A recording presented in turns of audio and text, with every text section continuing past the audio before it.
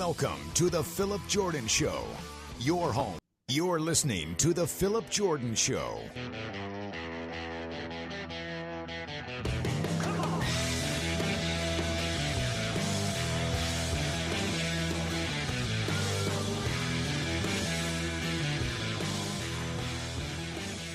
What's up, everybody? Welcome into the Phillip Jordan Show. No, do not adjust your calendars, your phones, your clocks. It is Monday night. It is past 9 o'clock Central Time, and we're doing a podcast here on the YouTube channel, the Phillip Jordan Show.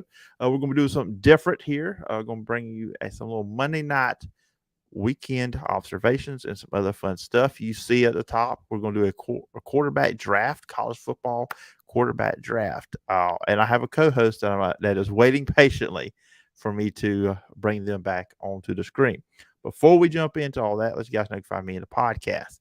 Find me on social media at PJordanSEC. Podcast is available on all your favorite podcast platforms, Apple Podcasts, Spotify, wherever you get your podcast. You're on Apple Podcasts, please follow, rate, and review. If you leave 4 stars, you were just a straight up hater. Remember, you can check out the show over on my YouTube channel where you're at right now at the Phillip Jordan Media YouTube channel. Hit the subscribe button, hit the bell for all notifications, and please leave a comment on a video, and I'll read that on a future edition as well. Check out the show over at the 4-Star Sports Media Network. And also, you can email me at sports.phillipjordan@gmail.com and check out all my work at Last Word on College Football. And also, you can listen to me on 969 The Legend with Dothan Wolves Football. Now, I mentioned the co-host last week. I mentioned we're going to be doing this on Monday. It's about a 30-minute pod. I like to introduce a guy that's been on this feed many times. Ladies and gentlemen, the one, the only, Brandon Eisenman. What's with the L for the everybody? With the LSU stuff, I get it. Yeah. Well, you see, we're 6 days away from LSU playing, and I'm super pumped. The only reason I'm wearing an LSU hoodie in my house right now is because I recently just got another roommate. And they like to keep it 70 degrees in here, and it's pretty doggone cold. So had to go with the hoodie and the hat. I got you. There were no further questions asked on that front. But yeah, so we're going to be doing this. Now, let everybody know, too. Now, we're coming at you after 9 o'clock on a Monday. This will not be the normal time when we do the Monday situation here. Normally, I think we're going to probably shoot for 6 o'clock on Mondays. Just I had something going on, so I couldn't get on here tonight. And we're just kind of slow launching the Monday deal. And you're still getting 2 more episodes from me during the week with a different kind of guest. So Brandon, I hadn't have you on in a while. Obviously, back in the day, Last Word on College Football. Obviously, you're not right for them now, but you do have a gig with South Florida. I think we talked about it before, but let the people know what you're doing. Yeah, I'm over at SoFlo Bulls, the best independent South Florida site out there. If you're looking to keep up with Alex Golish's first year at South Florida, check out SoFloBulls.com. I got a lot of good football content coming. We all do, as football season's right around the corner. And I do basketball and baseball and softball stuff too during those seasons. But mainly football. I really enjoy it. I'm planning on going to Tampa for a couple games this year. So I'm excited. Against Alabama? That Bama game, I don't know if I'm going to be able to go because it's so close from right now. I want to go. I really do. Might have to watch that beat down on the couch, though, here at the house. But, yeah, man, writing for SoFlo Bulls is a lot of fun. I really enjoy it. And like I said, best South Florida side out there. Yeah, so go check that out, everybody. So here's what we got planned here for today. We're going to go over a couple of news items very quickly, and then we're going to do a draft. I have a quarter here. We're going to do a coin flip here on the air, as the audience will be able to see it. Now, if you're listening to the podcast, I'm sorry. I guess you'll just hear a coin hit my desk. That's all I can hit. All I can do for you. So it is going to be a 10 round. We're not going to go deep into stats and stuff like that. We're just going to pick quarterbacks left and right to see how it goes. But like I said, we'll do that. That'll be the big part of the show. But then obviously the news, the kind of items we're going to talk about to start off. Well, let's go ahead and do that. The couple of news items I had here. This is something, we talked about LSU to start. Of course, they play Florida State this weekend on Sunday night, the biggest game of the weekend. But they will be without Mason Smith. Of course, they were pretty much without him the most of the game last year. Got the season-ending injury very early against Florida State. He is not going to be able to play again. He is suspended for an improper benefit, Brandon, and pre-NIL era autograph, blah, blah, blah. This is stupid. Really? I mean, suspending a guy when all this other NIL stuff is going on for an autograph. I mean, this is the NCAA once again, just being stupid. College football is a great game, but we do not have smart people running this stuff. And I'm like, this is just stupid. I'm sorry. It's just an idiotic move by the NCAA. Yeah, I fully agree, Phillip. If everybody hasn't realized by now, maybe not everybody, but a lot of people that watch college football that keep up, not only college football, just collegiate sports in general. And I may get bashed for saying this, but hey, it's the honest truth. The NCAA is corrupt. And that is a prime example. If you're going to suspend a guy now for something that happened, whenever, or last year, whenever it was pre-NIL, why didn't you suspend him before now? Why would you wait until LSU's biggest game to start off the season to do it now? He got hurt last year against Florida State, didn't play at all after that. And now you're going to suspend him in his return game against the same exact team. It just really makes no sense to me. I know when that news came out a couple of days ago or the end of last week, I forget exactly when it was, but man, LSU Twitter was popping off about, just being angered at that decision by the NCAA. And I agree with them. I think it's absolute.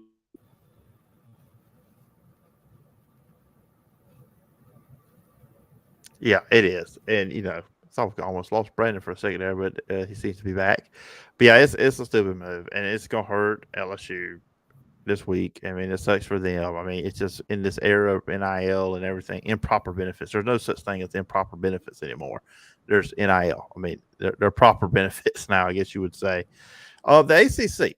Now, this news come down early on Monday that they were supposed to have a meeting tonight. Now, they didn't have it because there was a shooting at North Carolina, which now they pushed that meeting to tomorrow night on Tuesday. So that did not happen. But still, it looks like one of the 4 ACC schools is ready to change their mind on the vote when it comes to SMU, Cal, and Stanford, because a few weeks ago when they held the vote, they had those 4, and they needed one more vote to get the teams in. Now, it looks like that could be happening. I think you just take the Atlantic off the ACC, just call it the Coast Conference, basically. SMU is in Texas, which, yeah. I mean, with SMU, I do get it. It doesn't make sense. I mean, none of us does. Look at the Big Ten. They're pretty much in every time zone now. The Big 12, where they're at, West Virginia still makes no sense in their conference. At least with the SEC, it's still mostly in the southeast footprint of the country. It still, with geography, kind of makes sense. With SMU, I see it from a standpoint of you're in Dallas. That's the Dallas market. That's huge. Television, everything else. Cal and Stanford is kind of an interesting thing. And I was kind of wondering. Now, I did see a tweet. I'm going to pull it up. I took a screenshot. I won't be putting it on the screen, but I have it on my phone here.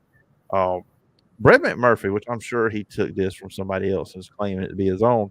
One reason ACC considering Stanford, Cal, and SMU is ESPN's media right deal with ACC allows ESPN to renegotiate, i.e., reduce revenue if league drops below 15 members. Sources told Action Network HQ.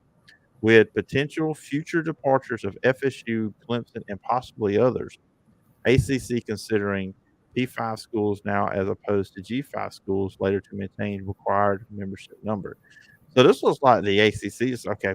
We may lose somebody. We've heard Florida State talk about Clemson, and there's always been kind of wondering, and people would speculate that the SEC would go after North Carolina, maybe one of the Virginia schools too. So now it more sounds like the ACC just saying, okay, we got to do this to keep our money up. It's more, not less, adding these teams because the teams really don't make sense at all having them here. But if that's the case, I get it from a financial standpoint. You want to keep bringing in that money from ESPN. But outside of that, this does not make any sense. No, it doesn't make sense. Listen, you can take the account that geographical location should matter in conference realignment and just throw it out the window. Don't ever bring it back because it doesn't matter now. Listen, Stanford and Cal going to the ACC or whatever conference you want to call that in the future, because it's definitely not going to be Atlantic anymore. It really makes no sense, not only from a football perspective, but from a collegiate sports perspective in general. I don't know that these school presidents and these ADs and these conference commissioners are taking into account the amount of travel that these schools are now going to have to take, because especially from not even from Tallahassee or Clemson, but from way up north, Boston College, Syracuse, having to travel all the way to Stanford or to Cal, that's a long trip, not only for football, for basketball, baseball, softball, whatever the case may be. And it just doesn't make any sense. And it's just like USC and UCLA and Oregon and Washington in the Big Ten. It doesn't make any sense to me. And it never will. It really never will. And the whole thing, football's fine. The travel for football's fine. You figure that out. That's the weekend. That's fine. But the other sports, you play during the week. I mean, at what point do we just take the student, just call them athletes and take the student away? Because basketball, baseball, softball, volleyball, track, all these other sports, like we said, that happens during the week. There's multiple games, multiple contests. These students aren't going to be in class. No. I mean, they're strictly going to be probably online students, which, people can make their jokes. How many of them actually go to class? Well, outside of football and basketball, I'm pretty sure most of them go to class.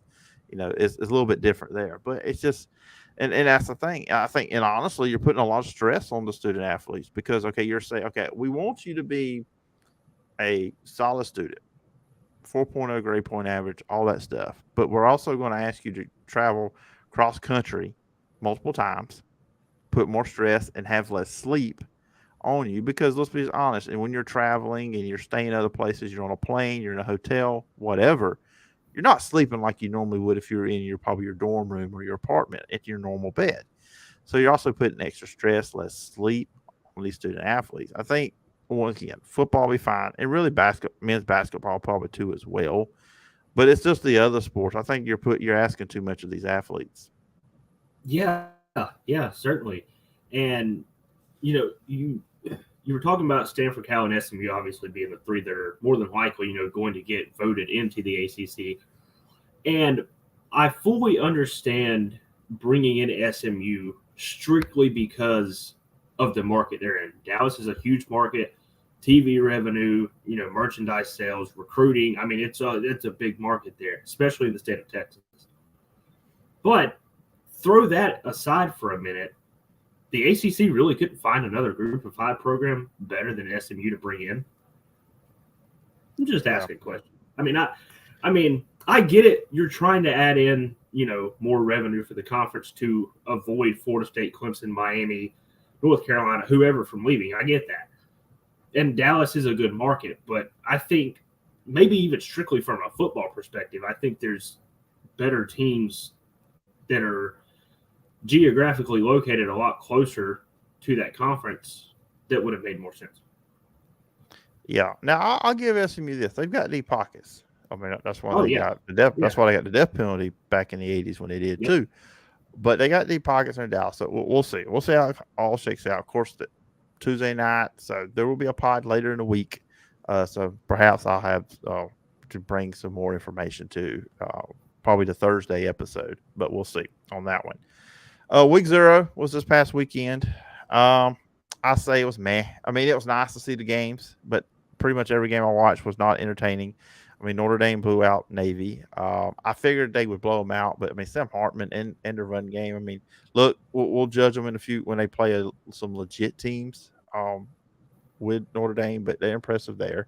Vanderbilt had to hold on to beat Hawaii 35-28. I went to sleep after the third quarter. Thought it was over. It was 35-14 at the time.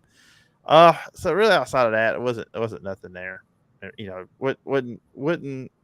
It was kind of like an appetizer to the big meal we're going to get this week, but not really much to talk about. Yeah, there really wasn't. You kind of hit it there with Notre Dame, slaughtering Navy and Ireland the way they did. And then Vanderbilt, man, you should have stayed up for that. Look, it was supposed to kick at 6, and I was trying to watch it on my phone, and it wouldn't pull up. And then I got on Twitter and saw, or X or whatever you want to call it these days, and I saw that they weren't kicking until right after 8 o'clock because of lightning. And I'm like, oh, this game's not going to be over till midnight. Well, sure enough, I get home from working my little side job, twice a month at the Civic Center, and the game was still going. It was 35-21. I was like, oh, okay, it might be over. Then Hawaii made it 35-28, and I'm like, okay, this is interesting. And then Vanderbilt I think they scored again, and then I cut it off and went to bed. Probably midway through the fourth, I was like, yeah, this game's over. But, aside from those I forgot to mention another game. USC took care of business. They did. They did struggle for a bit. But here's the thing about it. Nobody saw that game because nobody has the Pac-12 network. Yeah, exactly. Who has the Pac-12? Unless you have like Sling TV or YouTube or maybe Hulu, you don't have the Pac-12 network. I didn't watch it. I saw that score at halftime. I was like, oh, San Jose State's hanging with them. And then USC blew them out of the water. And Jacksonville State got I guess you could call it their first FBS win. I guess since they're an FBS team now, even though they've beaten FBS teams in the past. They only beat UTEP by 3, but, hey, congrats to them. I pulled up the stats for the USC San Jose State game because here's my big reason why I don't think USC is going to win a national championship and why I would be not shocked if they don't win the Pac-12. But we know what they're going to do offensively. They're great. We know they're really good. They gave up 198 rushing yards to San Jose State. Now, San Jose State also only had 198 yards passing, but they scored 28 points on them.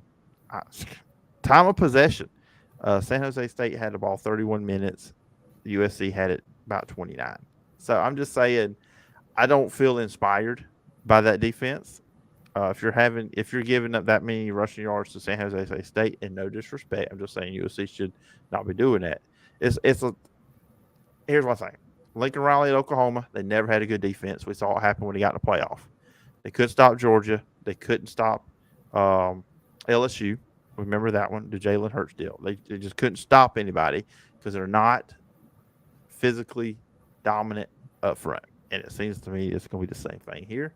And that's what stood out to me. And I just look, my mind could be changed because Caleb Williams is awesome at quarterback. But I just had to get that out there. They still seem to be not there defensively. Giving up almost 200 yards to a mediocre San Jose State team in week 0 might go a long way saying a lot this season for that Southern Cal defense. So we need to jump to the main event now. Yeah. We try to keep this podcast between 30 and 40 minutes. We got to do the quarterback draft. And as I told everybody to stop, I have a quarter. Now, Brandon, since this is my show, you are coming over as the guest. You are the visitor. What do you want to call? Heads or tails? Give me tails. It is heads. Everybody see? We have heads. So, I guess I go first.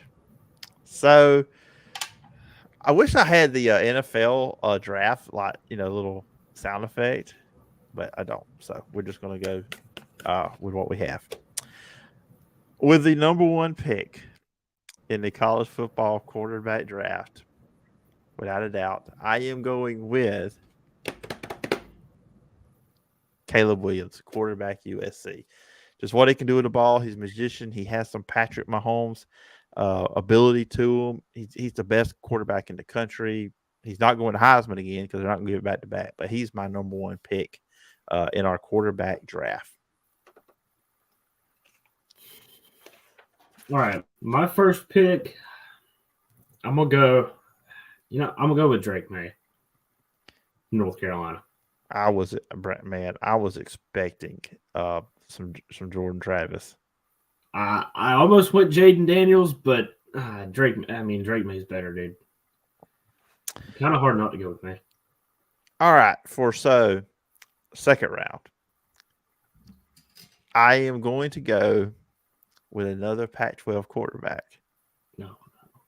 I'm going to go with Michael Penix Jr. out of Washington, the second leading passer in the country last year. Look, Washington's a team. I think they can win the Pac-12. I like Penix. I think they have a lot of weapons there too as well coming back with Washington. I'm going to go with him.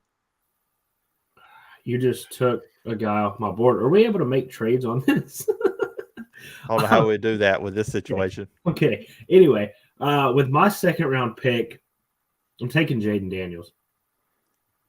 Okay. I really hope too with LSU they don't ask him to run as much like design run. They kind of go with the running backs. Let them do their thing. Don't feed as much as Jaden Daniels because you don't want him hurt. I know Garrett Nussmeier's on the bench, but still, you don't want him getting hurt.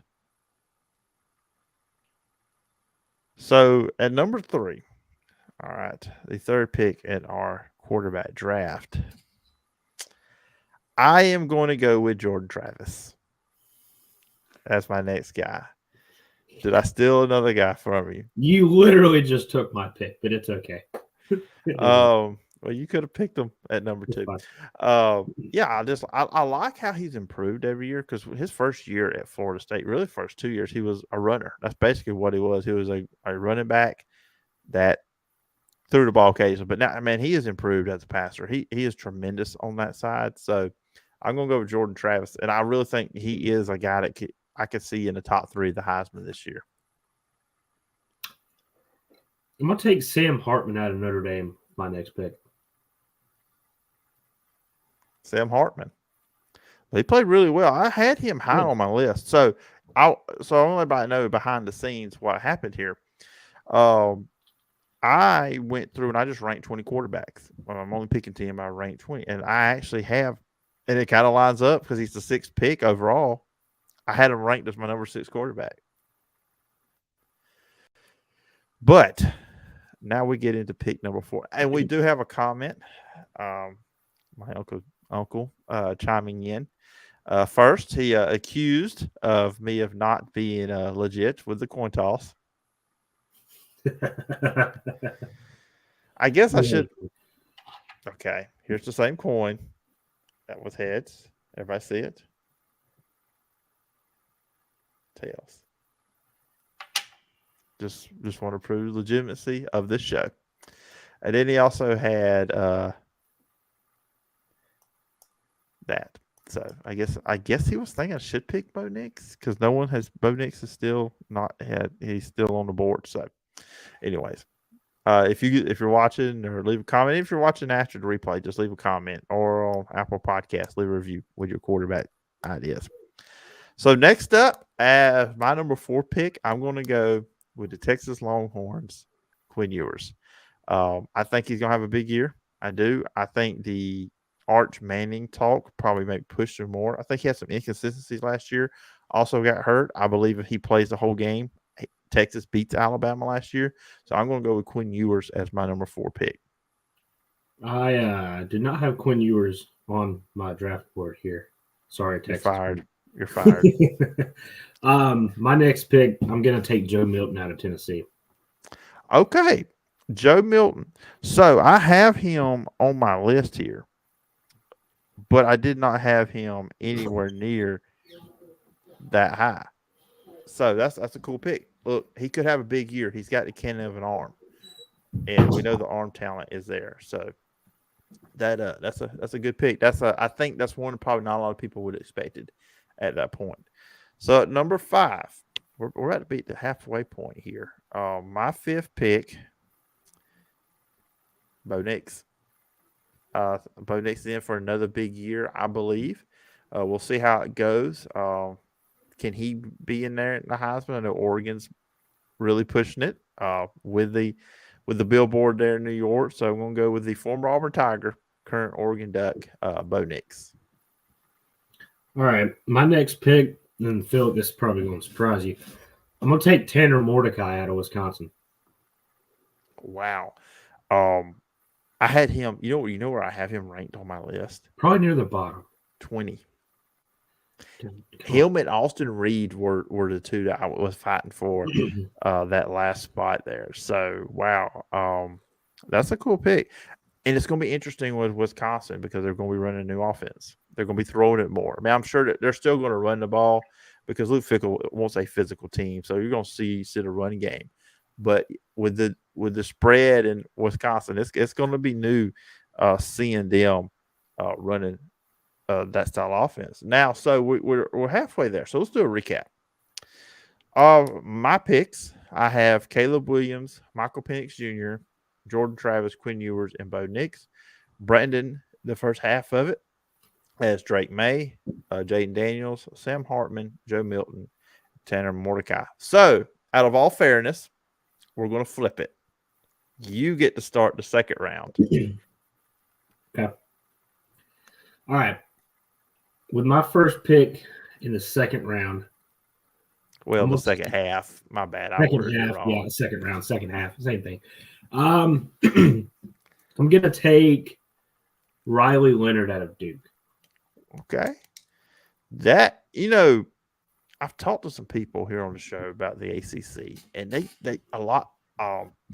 Eric McClain, Tony Siracusa, last word college football, a bunch of other people I've talked to about the ACC.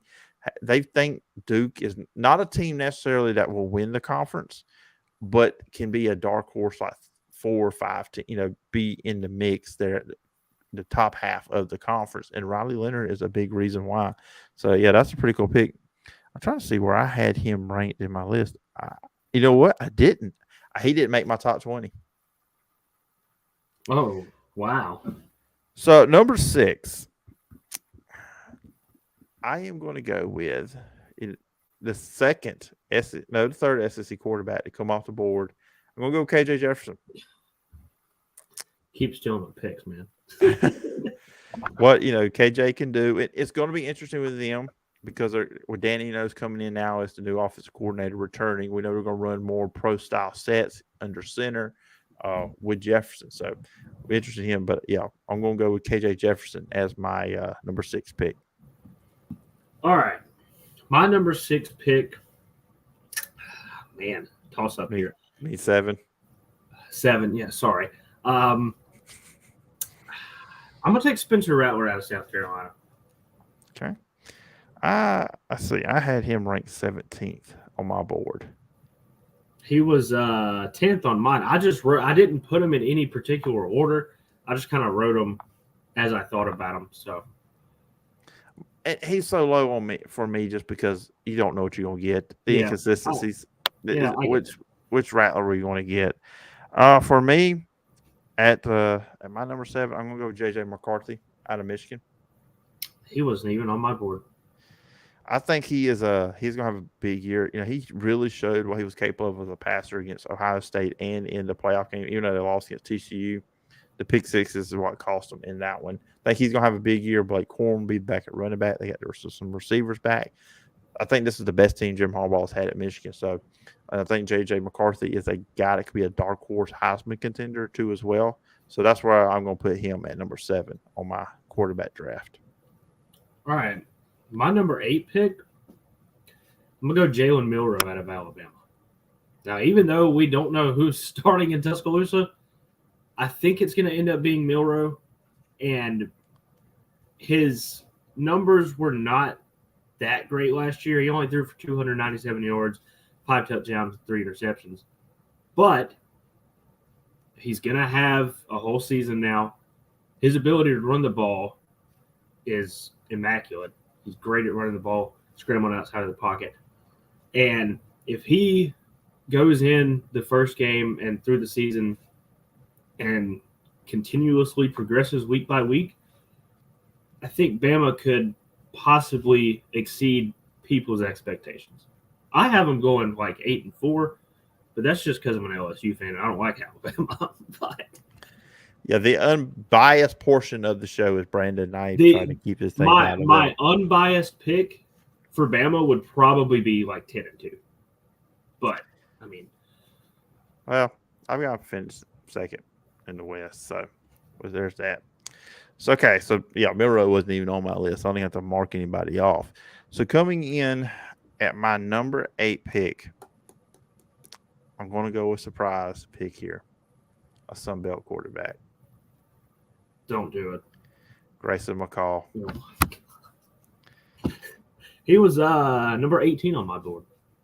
Yeah, I'm going with Grayson. Look, the 10-time Sunbelt Player of the Year. I joke he hasn't been there that long, but he's won it like 3 years in he could very well win it again. They probably are the favorites on that side of the conference in the Sunbelt, so I'm going to go with Grayson. Okay, my number 9 pick. You know what? You want to take a Sunbelt quarterback? I'll take one too. Give me Gunnar Watson.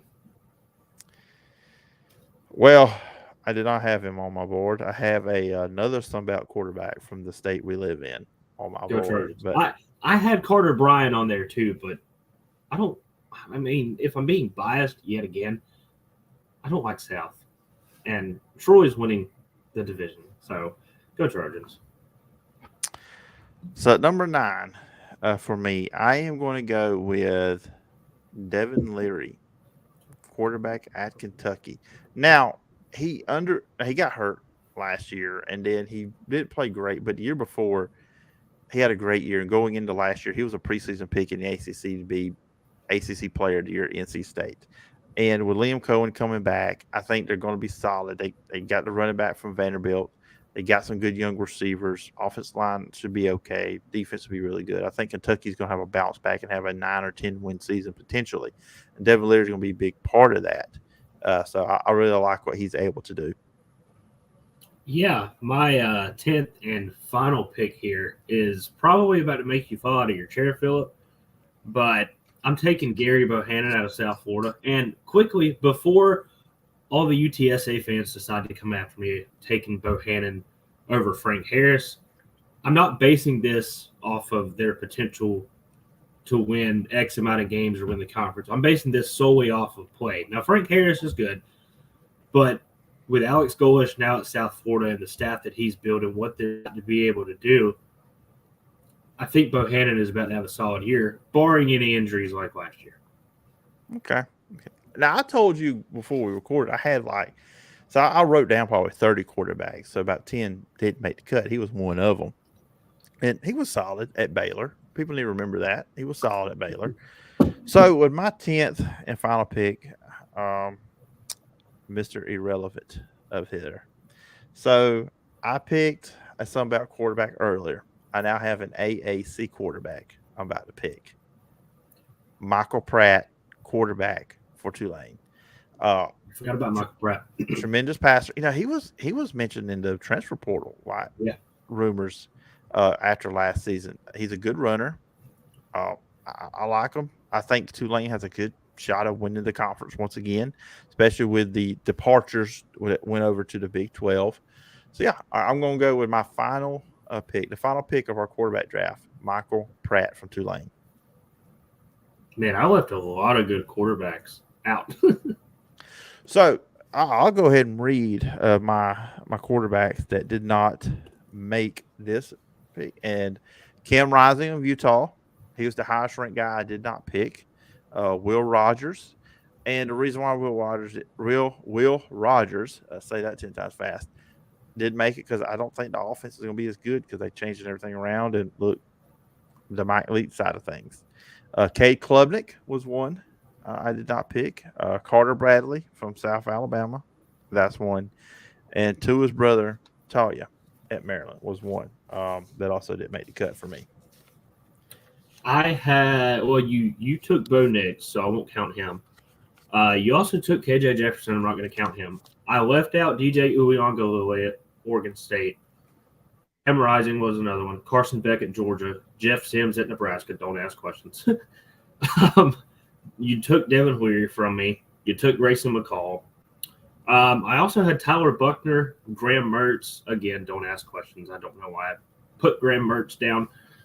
I had Jaden Rashada at Arizona State. I think he's going to have a solid career out west in the desert. And then I also had Carter Bryant and Jackson Dart too. Okay.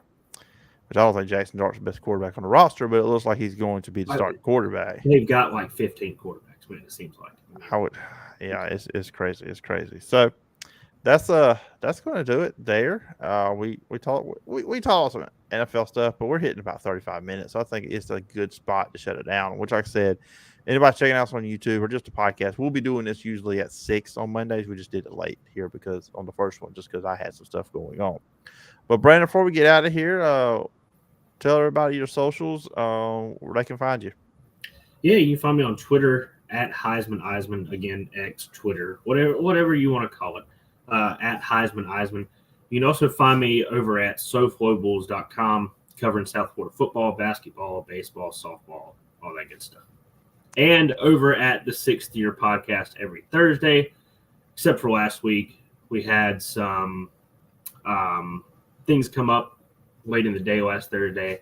As far as I know, we're recording this Thursday.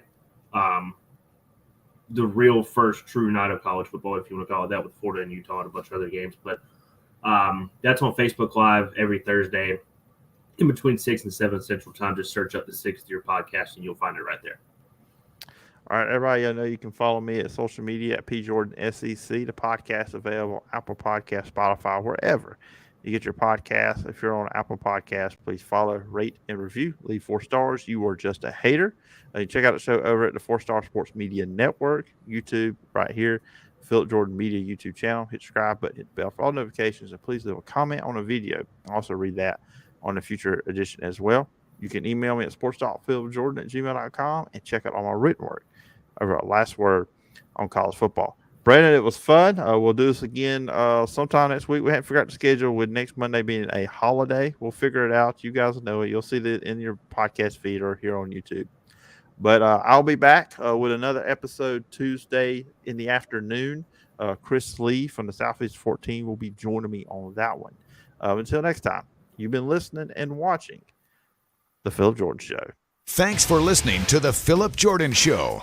Subscribe to the audio podcast on Apple Podcasts, Spotify, or wherever you listen to podcasts. You can watch the show over at the Phillip Jordan Media YouTube channel. Got a question or topic idea? Email the show at sportstalkphilipjordan@gmail.com. Join us next time for more great football talk.